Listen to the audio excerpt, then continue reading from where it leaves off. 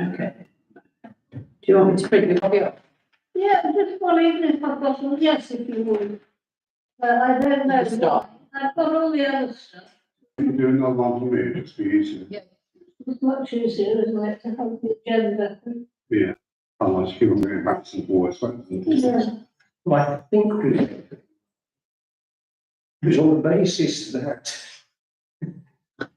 we can't really easily start if neither of you have an agenda. Sorry about We'll just put everything vaguely on pause. I've got the agenda here, it's just, say I haven't, I can't find, I can find all my other stuff, but not the agenda.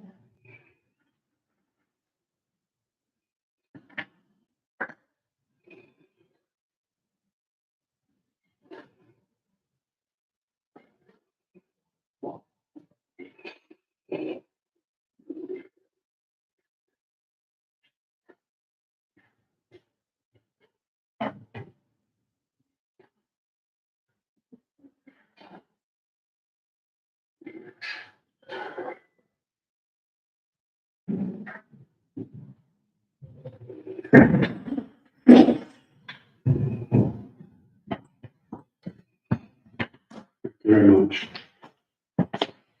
Great, thank you. We'll take two. See if we can make a start. So welcome to the first meeting of the planning committee since the town meeting. I was hoping to welcome two new councillor members to the committee. Well, I'll welcome them in their absence, but both have given apologies for tonight. The first item on the agenda is to elect a chair.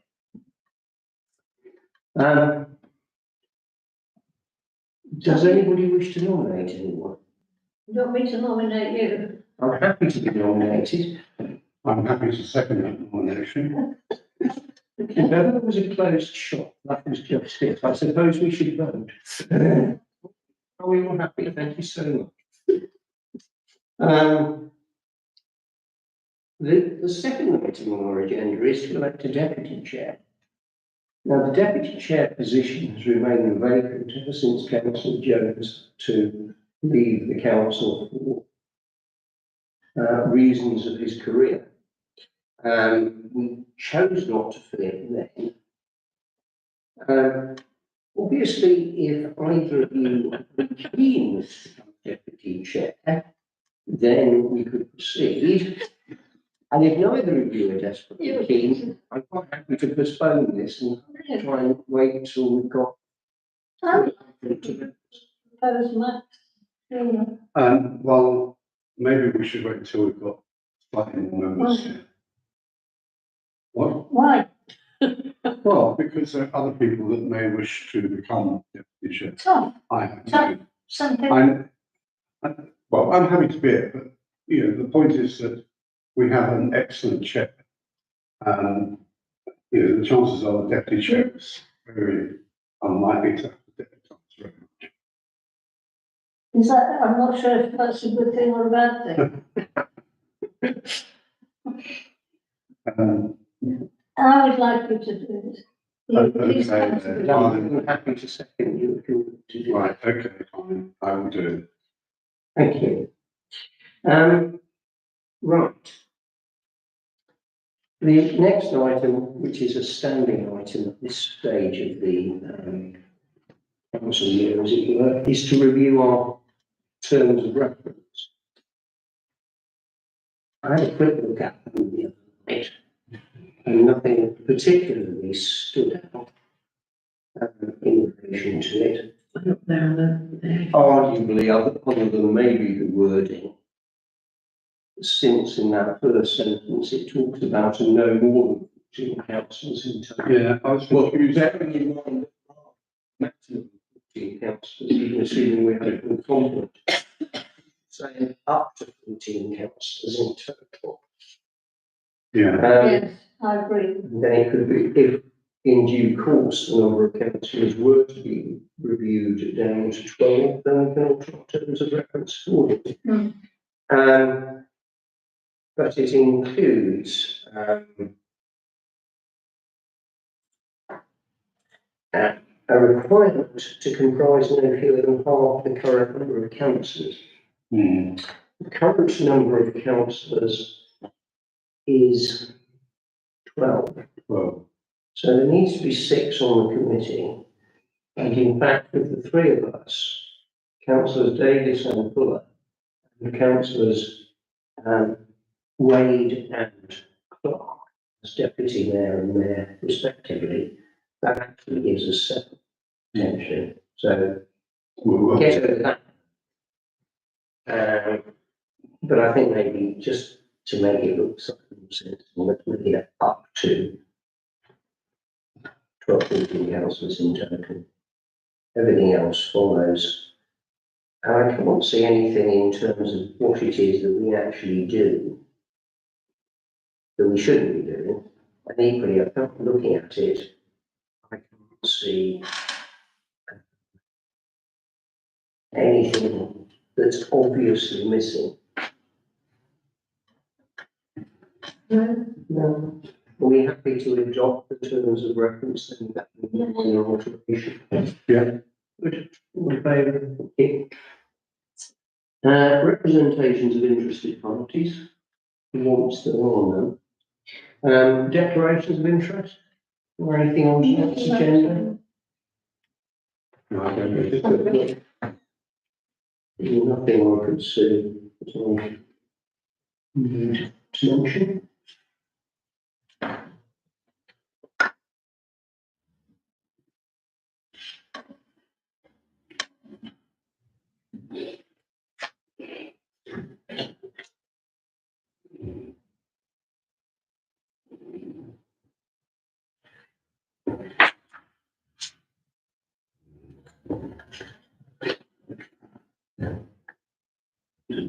Can I ask a question? Yeah. Why are there all these, we've never had it before, no paperwork received for some form? I'll You'll explain later, yeah. well, try to.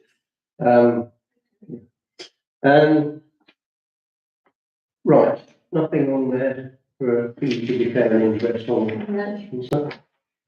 In which case, the minutes of the previous meeting is a proposition to approve and sign the minutes of the extraordinary planning committee meeting held on the 7th of May as an accurate record.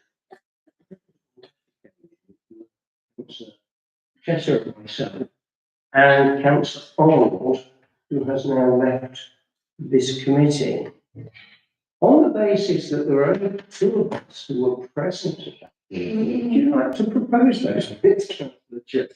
Yes. Well, I'll second them. And I think you can say you're both in favour. Ridiculous places. Just before we move on to look at the applications, and as I mentioned, Councillor, it would seem appropriate somewhere in our minutes to record this committee's thanks to Councillor Arnold for the time we spent on the planning committee. Usually, as you may so that we could just formally record. Before we press on, actually sign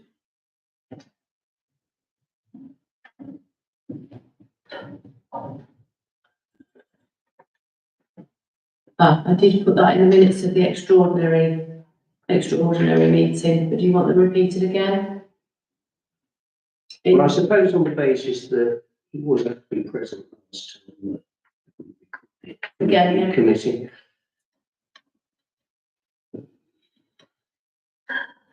Right. So, let's have a look at the actual applications themselves. And the first of those relates to St Anthony's House in Milton Road, one of the building houses for the school. They want to construct a demountable cricket cage, which will involve the removal of 3 trees. Somewhere there is a site plan proposed, which I think will show in what is effectively the bottom left. That's what I was thinking. No, well, that wasn't.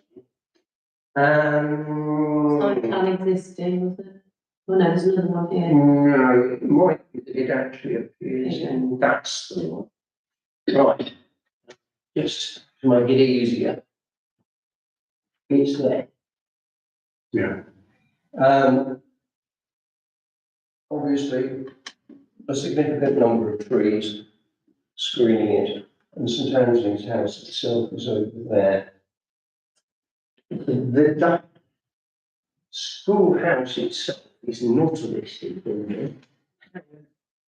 As part of St Anthony's, part of the wall is listed, and the gazebo of the garden is a listed building.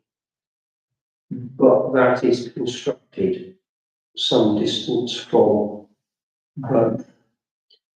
And essentially, it's a temporary structure, temporary in the sense that it could be taken down, not in use.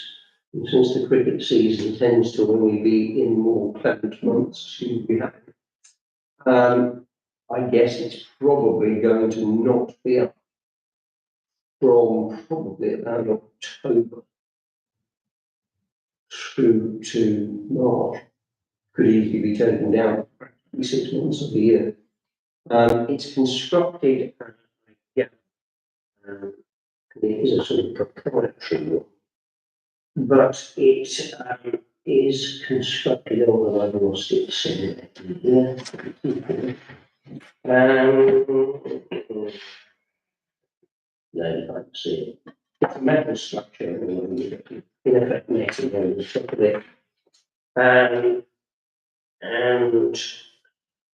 the dimensions, I think, are actually set out within the report. The application does involve lots of fruit trees, none of them are protected by TPOs, but all are in the conservation area because that site is within the conservation area. And they have filed with their application the tree report. It gives some details of the trees to be removed. One is a elder which stands some meters tall, a snake bark maple which is 3.5 meters tall, and a twin stemmed snowy nestlers. To admit, I've never heard of one of those, so don't expect me to like them of that particular type of tree. And that sounds some 2.25 meters tall. And they point out that the stem width of the snake bark maple is only 65 meters. And the reason for that is that trees which have that kind of stem diameter would potentially fall within what are category C trees, namely trees of low quality, although with an estimated lifespan of at least 10 years, and it's associated young trees with a stem diameter of 15. I have no doubt that if the tree officer were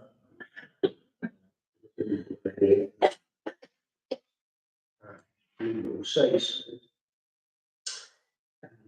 Nothing, of course, stops us making a comment and see that as appropriate. Does anyone want to actually see the design? We have to wait for our return. She's suffering some. Can I just ask a question? Is it a, why would dismantling the cage necessitate the removal of those 3 particular trees? It's not the dismantling, but it's the erection of it in the first place that's going to need, in order to put it where we want to put it, it needs 3 trees. So they're moving. It currently doesn't exist. Oh, I see. It is brand new. And I misunderstood. yeah, so it would be located in that location, put it in that location. They have to take out remove those three trees, right. But there's a large number of trees that remain, and there's the structure, I which mean, is exactly what you Yeah, I probably mean, might have imagined, except that it's probably longer than the one we left. yeah, they've got one at Branston. It's also to do with the fact that from a batsman's point of view, you don't want trees there with the bowler's arm because No. Okay, they're going to injure. Yeah. You can't have trees near where they're. right. Thank you. Does anybody want, I mean, you can see there are a number of things that, and it seemed to me that those two pictures that have been put up on the screen are probably the most informative. If anybody else thinks that they want to see anything else that's up there before we discuss it further, No, if not, okay. does anybody actually have any issues with it? No, I don't have any huge resistance to it, given that the tree officer has no concern as far as I'm aware, they haven't. Well, let's put it this way, at the point at which I looked at the application, there was nothing on there. That is not to say that he won't contribute, I'm sure he will. In which case then I have no objection depending on the tree officer's comments. Right, and that seems fair. So no objection. But if the tree officer feels that any of those trees should not be removed, then we can support that. Yeah. So no objection, subject to tree officer.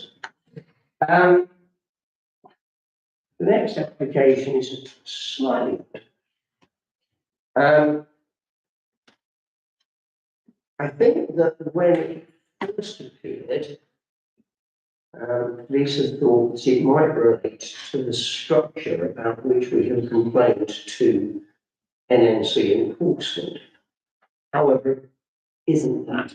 On the island, It's a wood cabin which has a pitch roof that is located, as Councillor Shura says, on the island, and there indeed is a location plan. From recollection, I think there are already two documents on the portal. One is that, and one is the application itself. Yeah, right, two documents. So there isn't a great deal of information over and above that which I've given you. According to the applicant, he has a mooring on the island, and he has what he describes as residential rights, and he describes what his access is to it. And his problem is that this structure, which is apparently been there for years, has in the last year flooded on 3 separate occasions. As a result of which, all he really wants to do is raise it so that there is less risk of it flooding. So he proposes, as it were, to erect it on these 600mm stilts. And then it will be used principally as a place of refuge if he's over there and weather is inclement. Otherwise, it is a place for the storage of tools and the like. Now, I'm not absolutely sure, given the location of that in the river, as to whether it is in Ashton Parish or in Oundle. I suspect we've both been consulted. The word Ashton appears in the application. We suggest it might not be. I think we're entitled to have our own opinion anyway. Hence the fact that it's been included and I've written something. I think it's very firmly in Ashton. I don't think there's, in my mind, there's no doubt that it's actually in Ashton. where is it, Ethan? I can't think anybody in this area would need a refuge as such. Well, Over, When I call it a refuge, stating to the I mean, it's, yeah, they could probably wade and go home. Yes, I mean, it's not a refuge in the sense that as far as I read the I took the view that when he talked about it as a refuge, if he was over there and doing weather, it's somewhere where he could then wait for a few minutes or while it's not somewhere where he's going to spend nights and things I like that. stand corrected, it's firmly in Arnold. Right, It's 100% in Arnold, right. according to the Ordnance Survey. Based, Yeah. Which end of that? The parish boundary, according to the Ordnance Survey, of course, always right on this matter, comes down the centre of the river, as you would expect, but then goes down here. So that is Arnold, not Ashley. Oh, okay. right, That would explain why they've sent us paperwork. it would explain it. I suspect the applicant possibly thought that it was inadequate. And it is accessed from His access is from Ashley. the sort of the road out to Holbrook, Yeah. by the old museum building, and I think somewhere between there and Mill Cottage is how he describes it. I have to say I'm struggling to envisage this myself.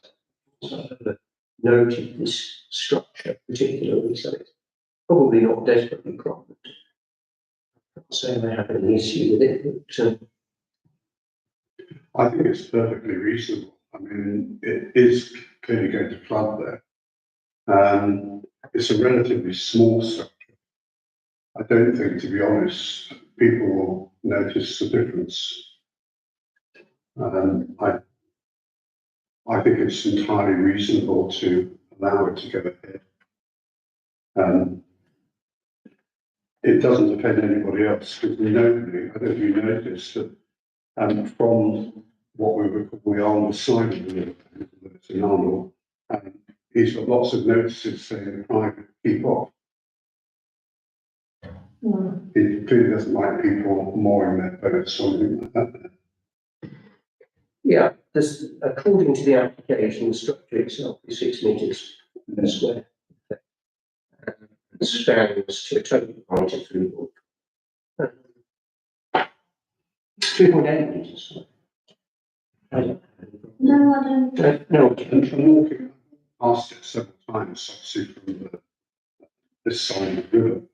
And none of the buildings are anywhere, so they actually look reasonably in keeping. well, it certainly never stood out to me because in all the years I've lived here, I can't say I've not particularly noticed it, although I think it's actually on the application, the structure itself, so we've been here for 5 years. Not come to my notice, and you complain to me about it being there. So, no objection to that one. The next one is Polo House. This is an interesting application, as much as it's an interesting property. Now, none of us declared an interest initially, but I point out that Apollo House effectively backs on to the courthouse, which of course is our property. It might therefore be appropriate for all their interest as council, owners of an adjacent property. So I think we know that. Now, in terms of the documentation, as you can see, there are 24 of them. However, this is one of those where actually the documentation is a very handy document. So go to documents. And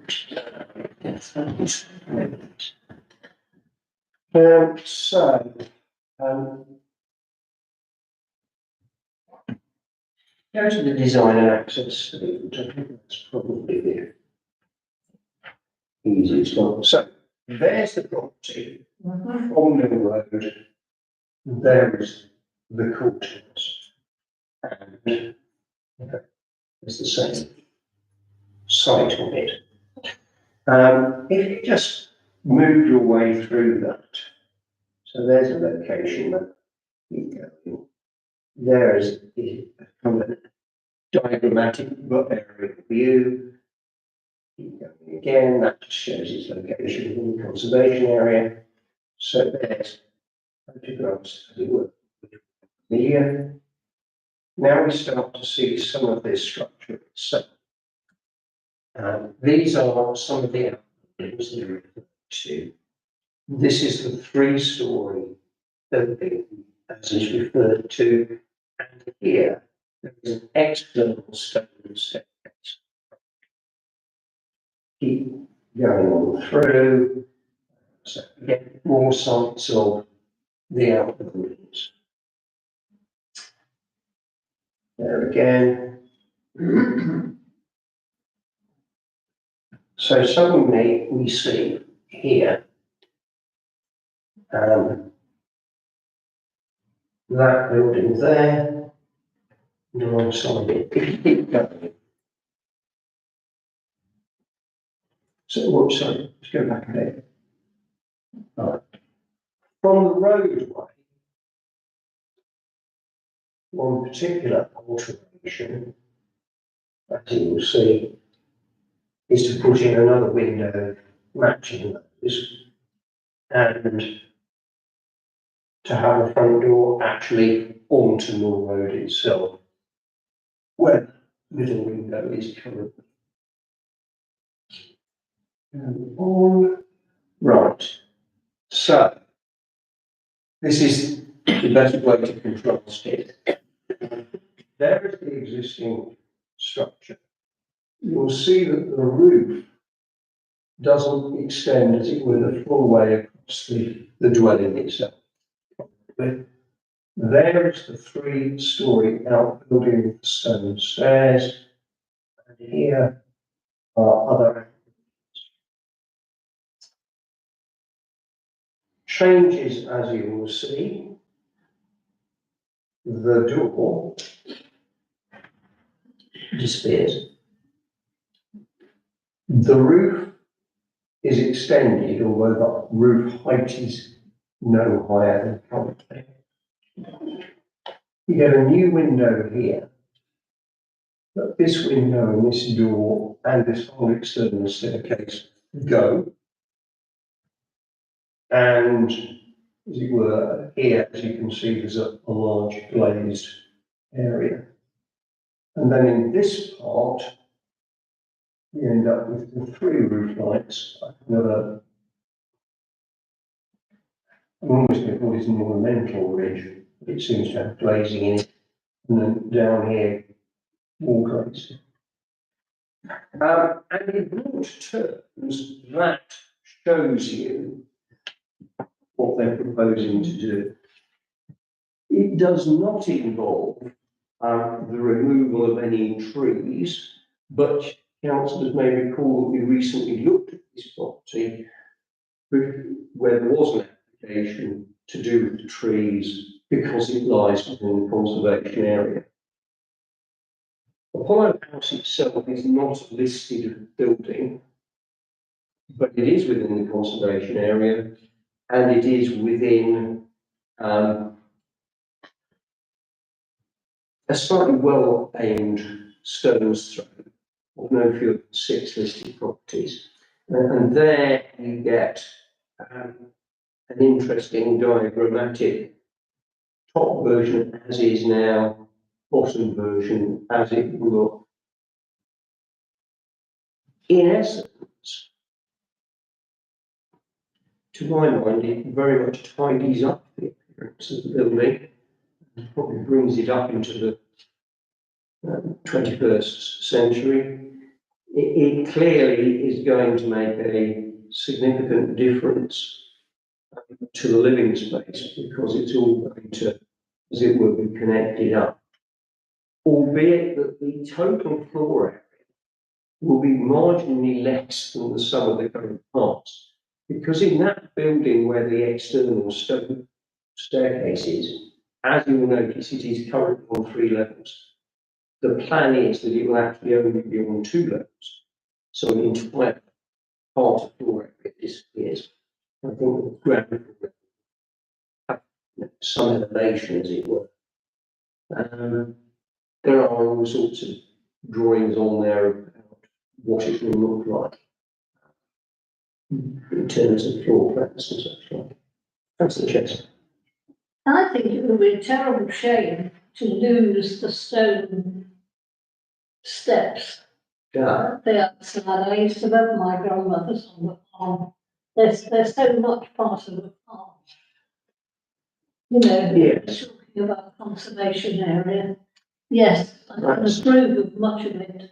That's interesting. I mean, you can see how complicated, if you like, Yeah, for the plan not allowing staircase would be. Well, yeah, sure. they talk about it in some detail. The plan is to salvage as much material as they can, including the stone, from that, in order to use it as it were elsewhere. They talk about using it in garden areas, I think, in part towards entrance gates. He refers to, I think, the design and access statement. It wouldn't be the first plan where we like, as it were, 90% of it, but we've got reservations. I think last month we saw a property in Blackpool Road where in the end there were aspects of it we didn't. We objected. Incidentally, the application has now been withdrawn. Lisa. Doubtless they've taken The staircase way that I was talking about. If There is a photograph, I think, in the original. there is, everywhere.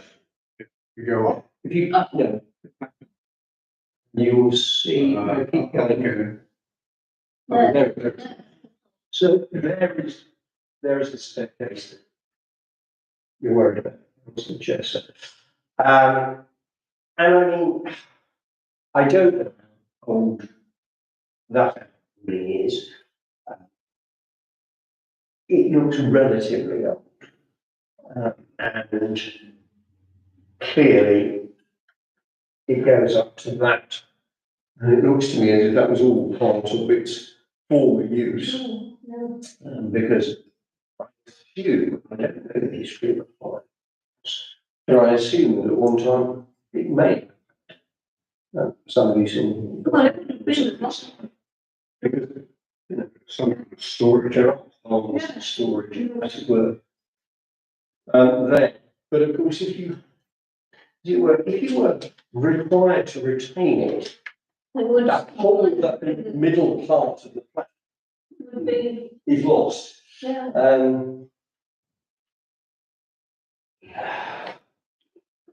Has the heritage offer? The short answer is there are no comments at all as yet. I am sure that given its location, it would be astonishing if the conservation officer doesn't give this a very good look. However, if you think about what you can see of that property from the road, the answer is you can't see very much at all. You don't see those stairs. You don't really see a great deal of property other than, as we saw in those first photographs that were up. So I don't think in terms of a visual impact on the conservation area, it will have that. But as Councillor Chester points out, a bit of history Yeah, is lost. it is. I agree with that in the sense that if, and it's very difficult to tell from what we have in front of us, but if, and it is a big if, that barn structure with the staircase is of historical interest, then I think we need to reflect that. But to be honest, I can't tell whether it is or it isn't from what we see. Don't know enough about the house. Require a site visit by a specialist. That's why I asked about it.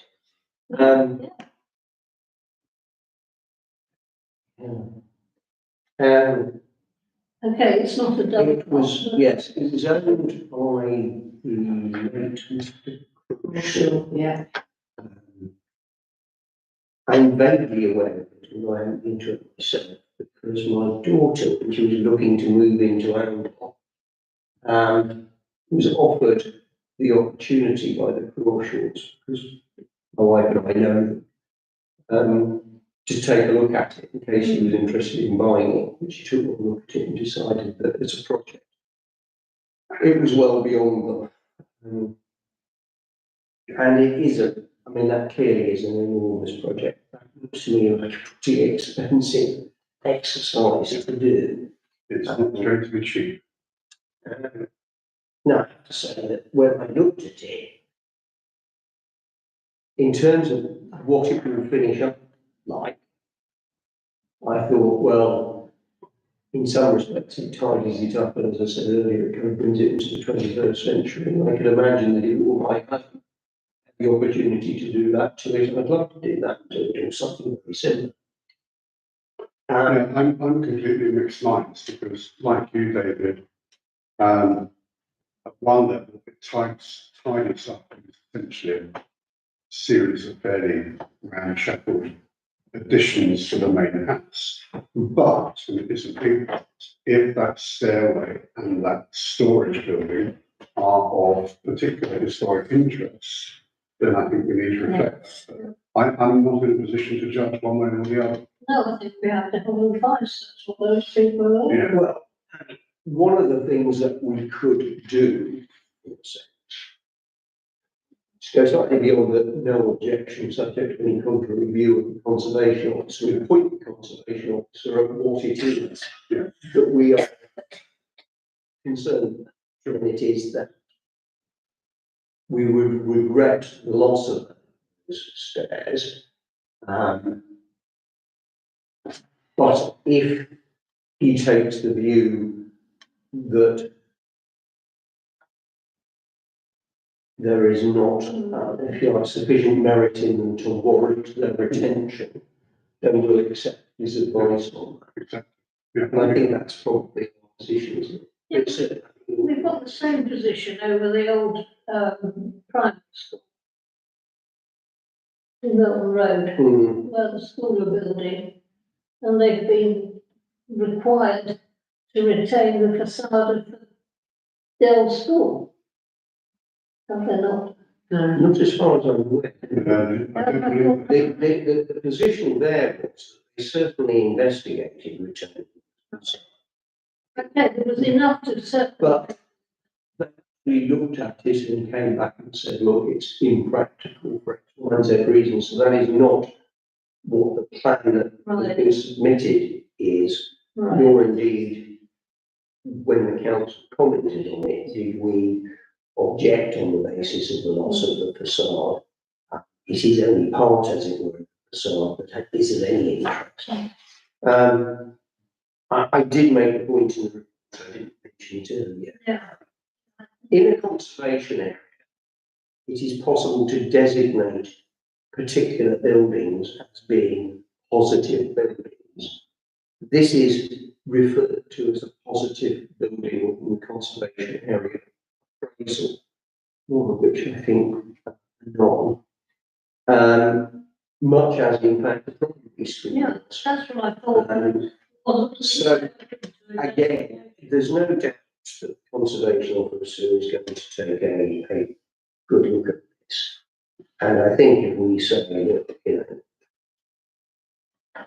it would on one level be regrettable to lose it, and certainly if it has architectural or historic merit.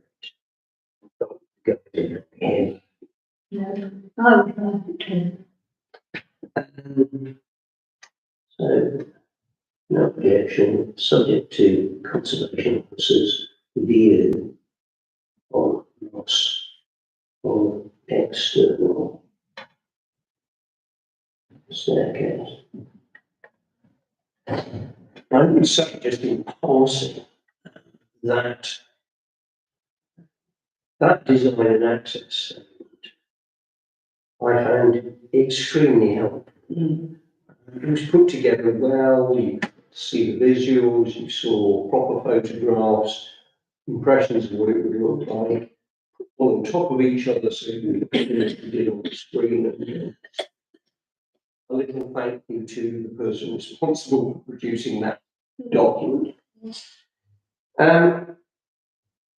There follows a number of matters which relate to the discharge of conditions. Essentially, what this is that a planning permission has been granted containing one or more conditions, and an applicant is now going to the local authority and saying, you now complied with this aspect of the conditions, so please indicate that we have done so.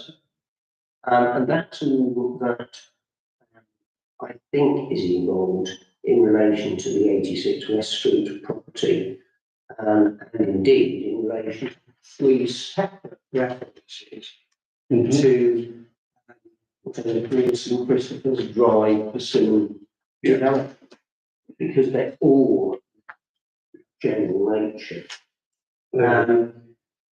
I don't know, in a sense, why sometimes we seem to receive from the local authority notice of such things in just the same way as we get notice of planning. And sometimes we stumble across these things on the portal because we sort of like crawl at the portal to see if there are applications in Angle. And sometimes we find them on the portal and we don't actually seem to have been formally notified. It may be worth actually simply contacting NNC planning after this meeting and saying, well, you know, there doesn't seem to be any great consistency. Now, it may be that they take the view that, if you like, we're not really being consulted about these matters because there's nothing for us to do. I mean, either the condition has been satisfied to NNC's liking or it hasn't.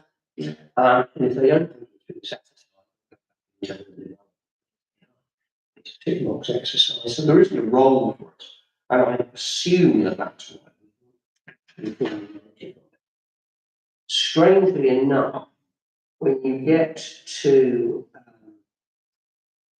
the very last agenda, which is 7 Dollar Close, and now this one, but we'll come back to that. That's slightly different, but we didn't get any paperwork on that either. And the reason it's slightly different is that what the applicant is trying to do is to say, I've got permission to have effectively white UPV style windows. And actually, if we just go to that, which is the 7-year-old place, happily there's quite a nice photograph somewhere amongst the papers from the rear. You can see what the windows are at top level. It's probably in the design and access statement again. Right, so there's the frontage. Right, just go down. That's what it looks like. The windows alter are now those, which as you can see are all white UPVC.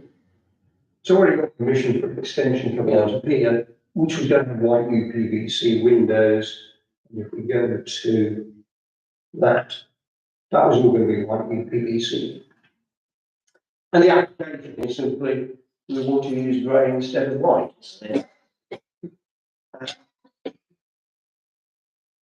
Now, having said what I've just said, I can see the rationale in not providing us with copies of things where it is simply ticking off the condition as being complied with. But this is something where something is being changed on which we have previously been consulted. And I don't really understand why we weren't formally notified. In case for some reason we got incredibly excited about the change of windows. Am I only thinking about it is, and if you look at the property, let me show you back, it's just up a minute ago. The frontage is equal to what UPVC. And if you look at the property next door, so is that. Yeah. Now, what I don't know is whether next door has more UPVC windows at the rear, I think it probably has. I've no idea why the owners want to use grey instead of white. There's no explanation for it. It's just literally the application to do it, in essence. But there we are. I mean, would we really be wanting to say no because most of the windows there are what UPVC, we don't want you starting to use a different colour. Could say it's a slippery slope because it might make more impact if they were current windows changed. The estate stopped looking quite as harmonious, if you like, because you've got probably X with grey, it's probably I would think they're all the same, I'm sure they are. isn't it? I doubt when they were built, we all had the same. That's almost certainly they would have done that within the standard specification. But just to be radical, supposing that we weren't talking about, we were talking about, supposing we weren't talking about relatively neutral, I suppose somebody wanted to put stuff in pink windows. I guess they would have a distinct view. That from the point of view of the visual impact of the streets and everything else being out of place. Personally, I have no strong view on this, but I know that other councillors are in any way vexed by it. I'm sure if they are, we could say we are, we can explain the reasons, and NC may or may not take that into account.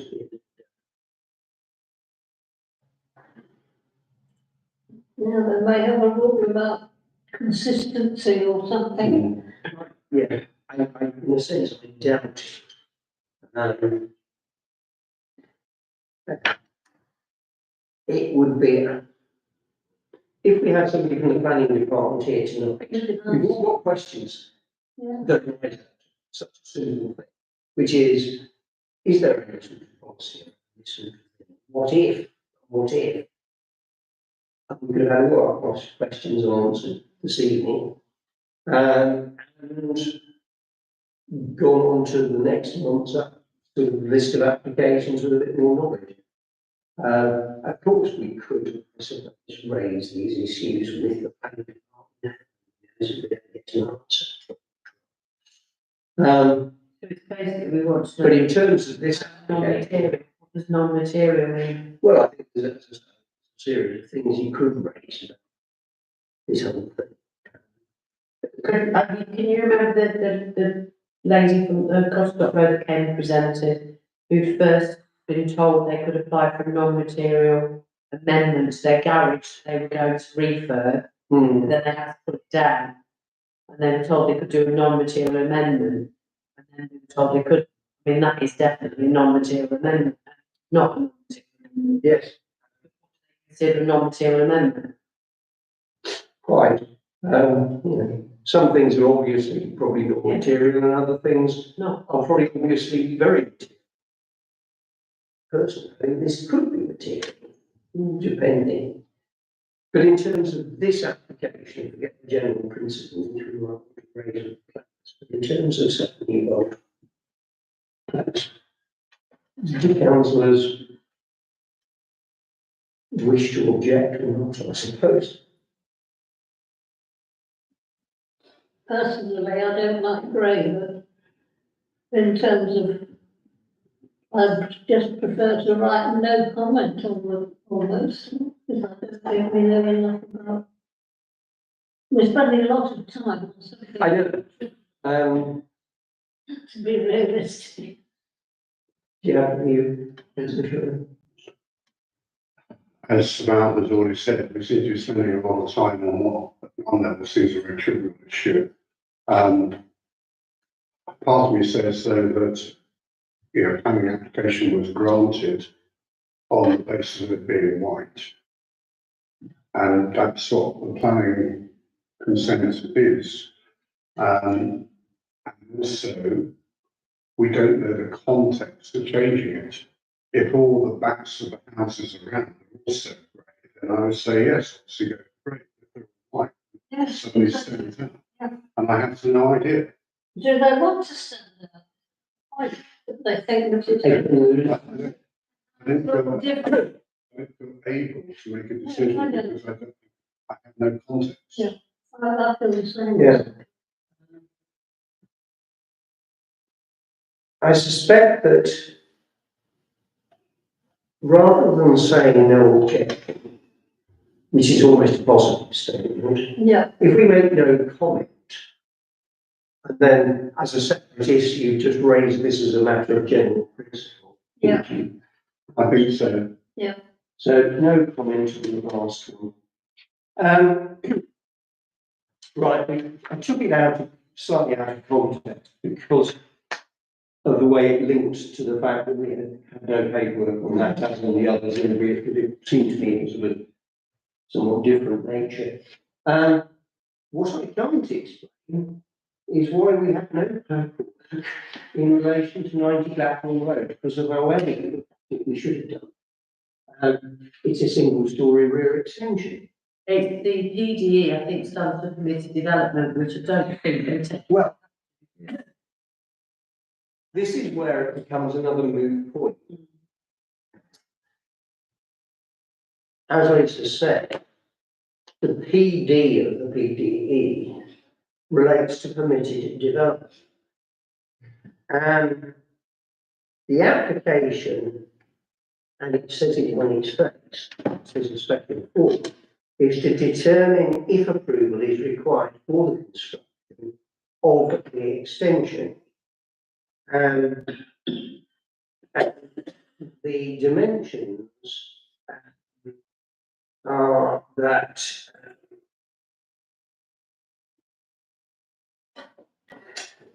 it would extend the thing backwards by 6 metres, maximum height of 3.96 metres, height 2.66 metres to the eaves, and from what I can work out, such dimensions are within the relevant limits for permission not to be required.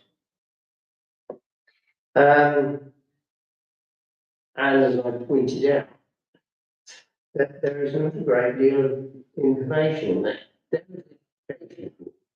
There is a floor plan, there is a site. Now there is a site plan. And if you look at that site plan, there is the extension.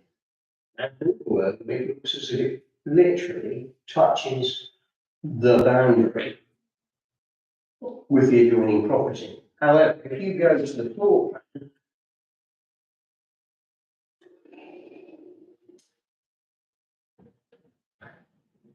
there's the building, and there's the boundary, it doesn't quite touch it.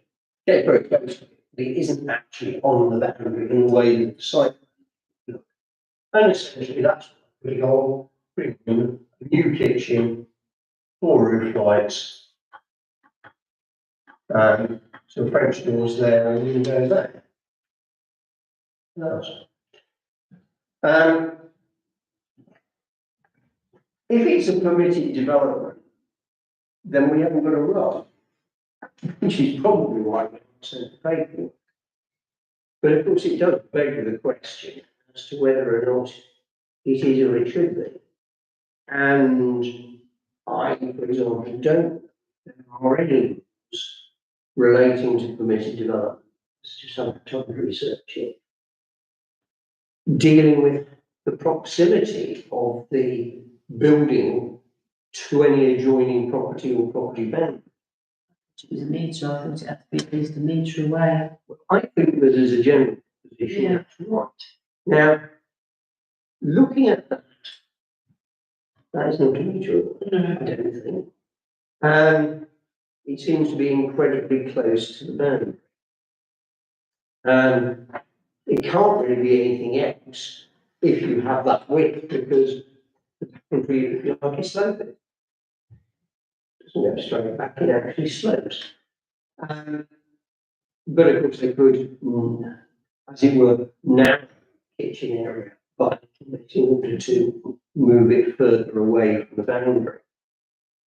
Now, I suppose we could comment, if we saw fit, about these things on the basis that if our comments, as it were, valid, they'll either ignore it altogether or come back and tell us we have ignored it because. Another one I venture to suggest that had we got a representative of the planning authority sitting in the room with us, we could have asked him or her these sort of questions. I had a similar problem with drawings of my boundaries.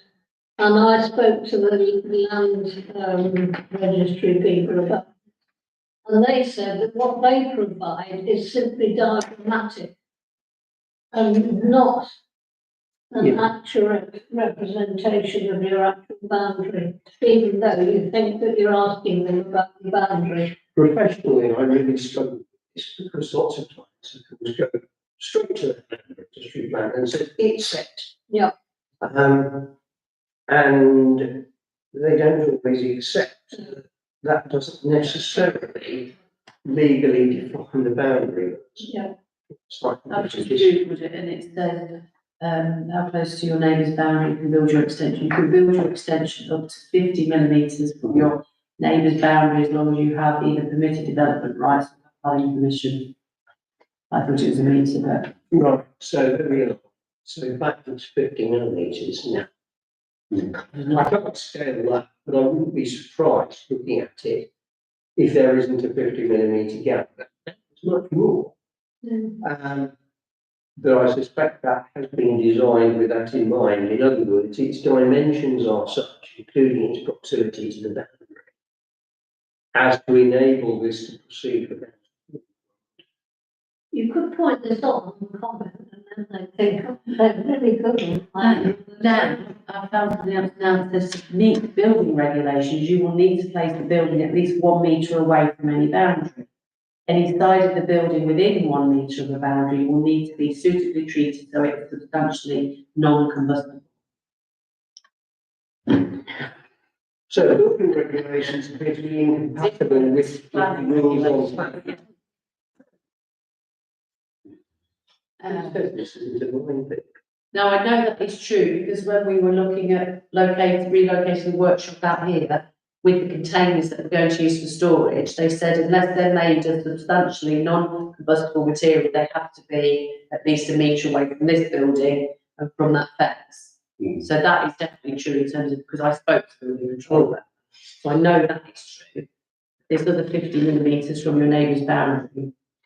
Well, look, I'll have to this look. is the only part of this that exercises this, isn't it? There's nothing to stop us putting in an objection on the basis that we believe that this is built too close and breaches rules. And knowing the way that the planning authority works, if they think that we've actually kind of got the law wrong, they tend to write to Lisa and say, Straight away, yeah. you've got the law wrong here. You've misunderstood. We misunderstood the application in some way. And if they give us reassurance, what usually happens is Lisa sends me on the copy of the email that we've received, and 99 times out of 100 I'll say, fine, okay, tell them that we've withdrawn our, as it were, our objection. But I think that we're all a little bit concerned about it, so we'll object on the basis that the proposal is constructed too close to the boundary to be compatible with building regulations. But we wouldn't object if it was in fact compliant. I agree with all of that. But presumably there's been no complaint from the person on the other side of that. No. Well, of course, the difficulty may be, again, I'm not entirely sure of the answer to this. If you're exercising permitted development rights, are you entitled to do it without putting up a notice, as you already have to do when you're a planning commission, or notifying neighbours? Because otherwise, they would have no idea, because they just have to routinely check the planning. 99% of the population don't. So the lack of a, as you can see, against tenants is zero. May not necessarily mean that the adjoining owner is content. So I suggest that we object on the basis of proximity, and if we put it wrong, that so you can tell us. And if we can get some general, so we'll be a little bit wiser in a situation like that. So, happy with that? Yeah. Well, that actually then takes us through the application. Moving on to 4 Stoke Doyle Road. Again, you may recall this particular application has kept on coming back, a bit like a boomerang. And it came back and we looked at it again and we made some comments. But the application has been withdrawn again. Don't know why. Township rules, But I suspect, Councillor Shearer is right, we probably haven't seen the last of that particular one yet.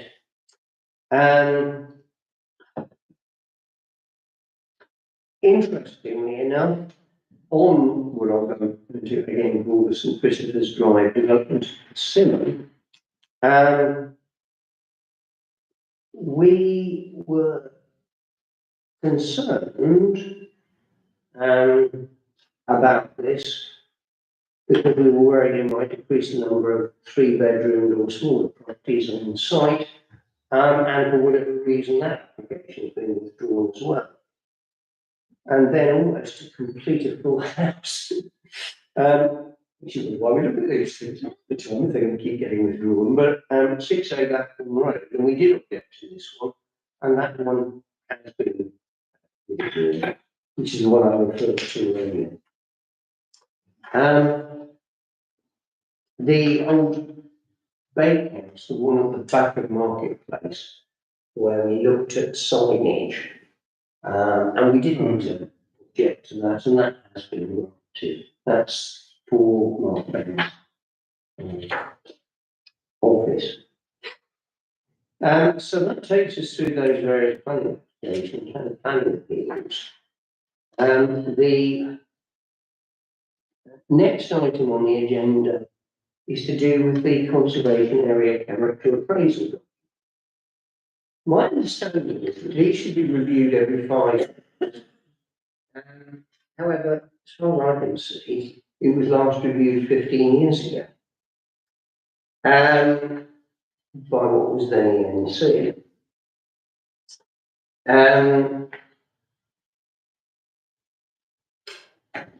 And as you see from the way that the agenda is written, I'm suggesting that what we might want to do is actually look at, actually send a copy of the appraisal to the committee, because not everybody necessarily have a copy to hand. And we could look at that with a view to approaching NNC about should it not be updated. And of course, one of the things that I flagged here is that we might want to extend the search area, bearing in mind Fletton Field.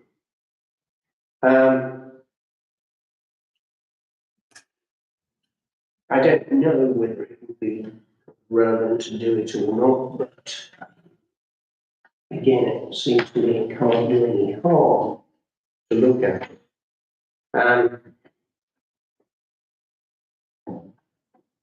I appear to have written a letter that was submitted 9 years ago now. I don't particularly remember the letter in great detail.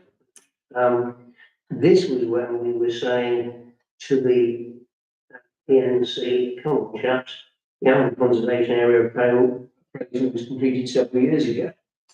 And the other, it begs,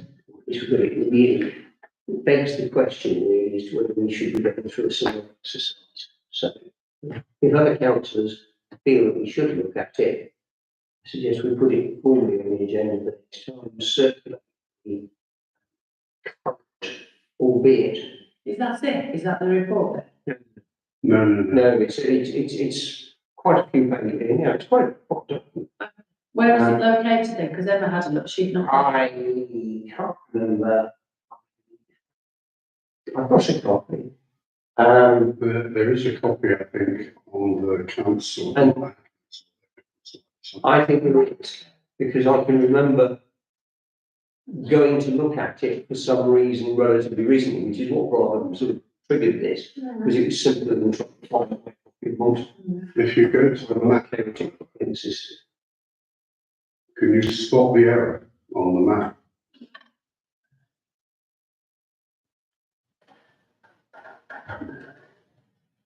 Which I pointed out to you. Yeah.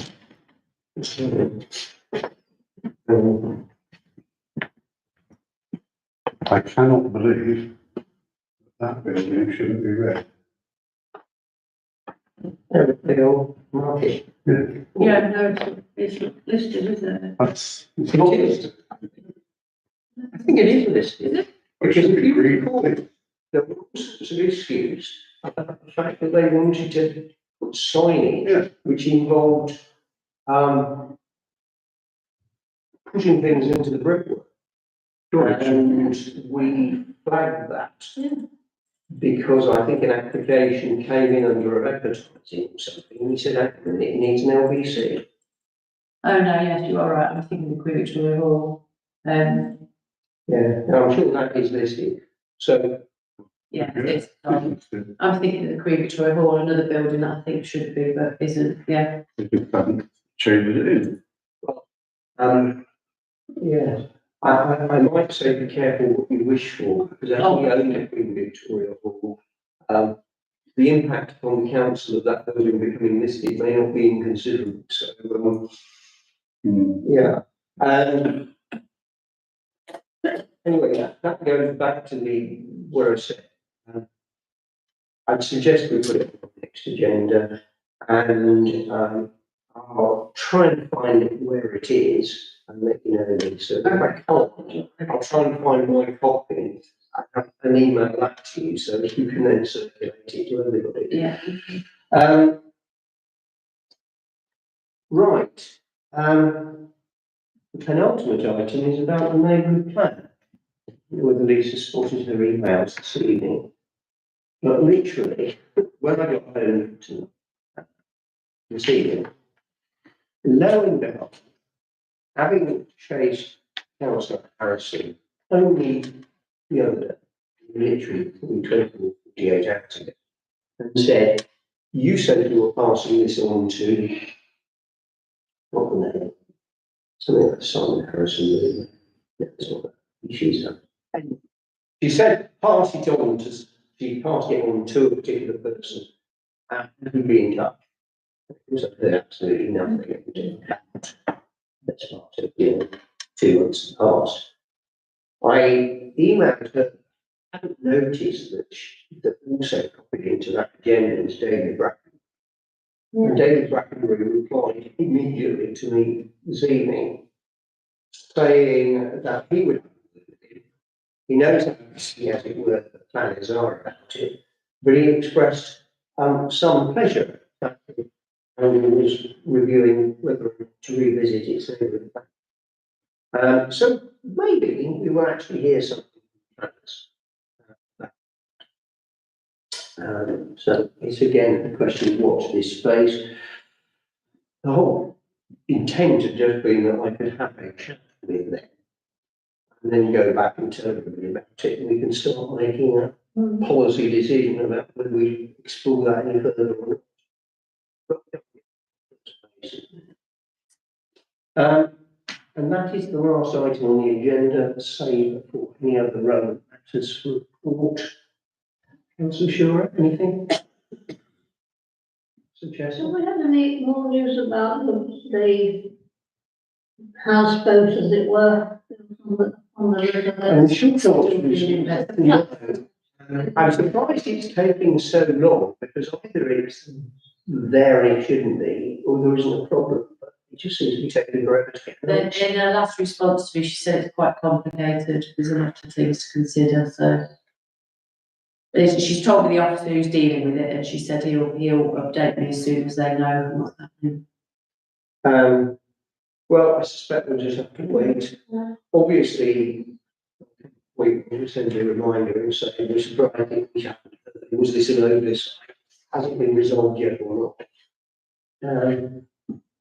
Thank you. Thanks. The only thing to mention is, I don't know if the councillors have looked at the latest chronicle, but I would actually like to congratulate them, because there are so many, as it were, articles of interest to anybody who has the remotest interest in things like planning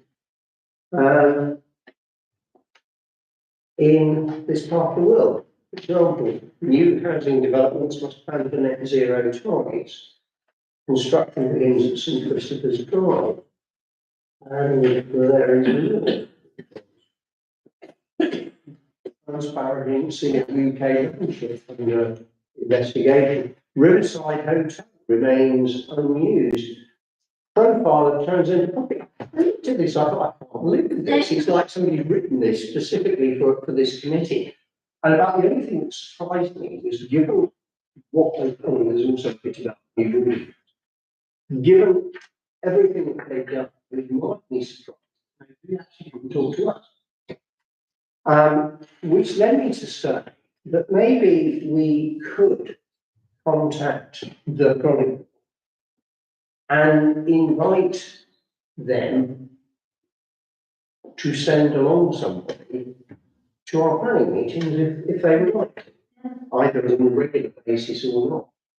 And you can say that that's because personally I was so impressed by some of the content in that I thought that their understanding of things might be broadened a little bit if they could see what the town council is doing in the planning.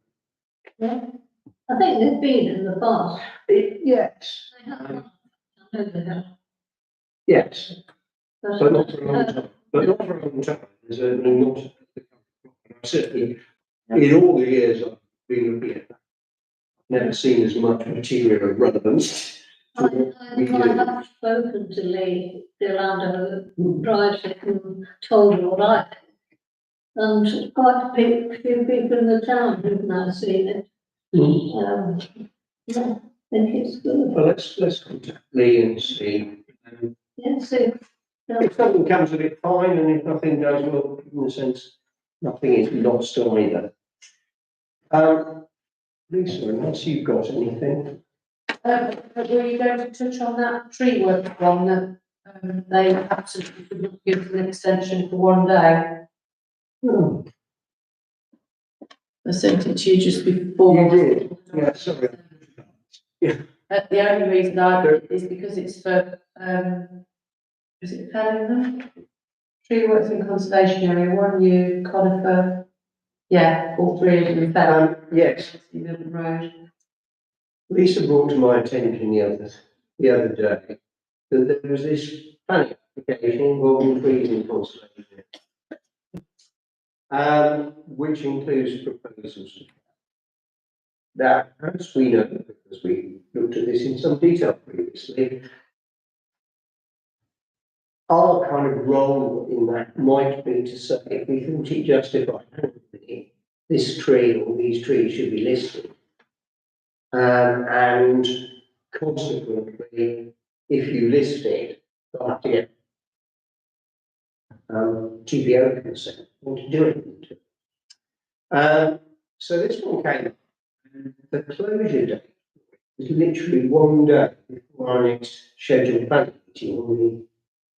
I think our next planning meeting is the 26th of June. And I think the closure date was the 25th of June. Lisa asked for an extension of 24, 48 hours and was told no, because there is a strict time limit to how long NNC have got to deal with matters of that nature. So it was too late to get it on today's agenda. So I said, well, all right, I'll use as it were my delegated powers and I will look at the application and I think that as a council we should comment. But what we could actually do is invite all councillors to take a look at, all councillors on this committee, Yeah. to take a look at that application, if you can notify us all of it. Yeah, okay. And if anybody has any strong views about it, could they email me? And then I'll look at their comments as well as get it from my own perspective. It may very well be that ultimately, although it involves trees in the conservation area, this is not something we need to be overly concerned about. So, or at least that we may not have a statutory basis to allow us to be concerned about. Well, we should look at it. It's just frustrating. There is no flexibility. There are a number of areas in planning where it's like that. I seem to remember the street licenses, things similar. They've only got a very limited amount of time. Indeed, the problem there is that the limits are even shorter. And consequently, there's virtually no prospect of us ever being able. It's 7 days and they don't post them straight up, do they? So, So that by the time we've got it, everything has practically expired in any event. It does seem bonkers. And if we ever decided to develop a shopping list of possible planning reforms, might be the most important thing I can think of going on there, but it would probably be on my list. We do like it actually coming up shortly, and I suppose as a result we will either have our MP re-elected or a new one, and either way, potentially we could raise planning reform tonight at night, isn't on the agenda. So once we'll have a relatively early finish. I'll close the meeting. Thank you both for coming. Thank you, Lisa, for turning out, despite being A, on holiday and B,